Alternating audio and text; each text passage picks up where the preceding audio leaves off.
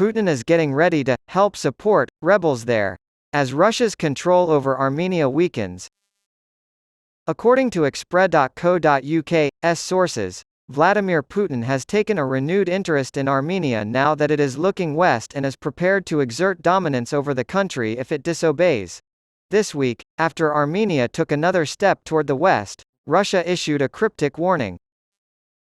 The Kremlin has threatened an extremely hostile decision against any country that decides to join the International Criminal Court, ICC. If Armenia were to join the ICC, it would be obligated to apprehend Russian President Vladimir Putin if he entered the country, as an international arrest warrant has been issued for him.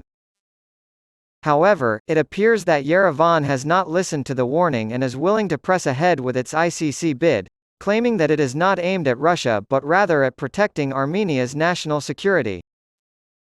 It is just one of several recent attempts by Armenia and the Greater Caucasus region to free themselves from decades of Russian influence, which, according to one regional expert, will likely prompt the Kremlin to stir up democratic hopes in the newly independent countries. Natia Seskaria, founder and director of Georgia's Regional Institute for Security Studies, RIS, told Express.co.uk that it is highly plausible that Russians will at least help support Nikol Pashinyan, Armenia's prime minister, sentiment to divide even further in Armenia. With Pashinyan at the helm, I don't see how they can't reverse the current trend. Dmitry Peskov, press secretary for the Kremlin, criticized Armenia's application to join the ICC while speaking to reporters on September 29.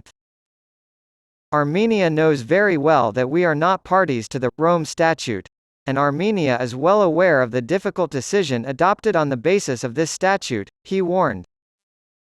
In recent months, Mr. Pashinyan has been making efforts to increase Armenia's ties to the West and lessen the country's reliance on Russia. He has expressed optimism that the national legislature will approve the Rome Statutes, thereby recognizing the ICC's authority to prosecute international crimes. Evidence for the mass deportation of children from Ukraine to Russia surfaced earlier this year, prompting an arrest warrant from the International Criminal Court, ICC, for Putin and his Commissioner for Children's Rights, Maria Alexeyevna Lvova-Belova. Recent fighting between Armenia and Azerbaijan over the contested Nagorno-Karabakh region has rekindled Armenia's interest in joining the International Criminal Court. Yerevan's request for Russian reinforcements was ignored, despite the fact that Russian peacekeepers have been present in the region on Armenia's behalf for years. Russia may have remained inactive because it sensed that Armenia was becoming more interested in the West. After the fighting stopped, Russian officials such as Dmitry Medvedev, the chair of Russia's Security Council and Russia's former president, took to Telegram to criticize Pashinyan for flirting with NATO and providing aid to Ukraine. Asked what would happen to him, he mused, "Guess what fate awaits him?" Margarita Simonyan, editor-in-chief of Russia Today, echoed this sentiment, writing that Pashinyan should rely on NATO for support despite his call for Russian peacekeepers to protect Nagorno-Karabakh. Putin has visited Armenia multiple times in recent years, despite increasingly hostile receptions from protesters.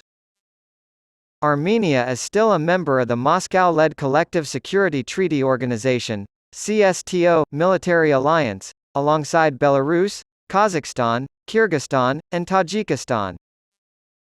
Mr. Pashinyan told Politico in early September that, as a result of the events in Ukraine, the capabilities of Russia have changed, arguing that Armenia could no longer rely on Russia for its security.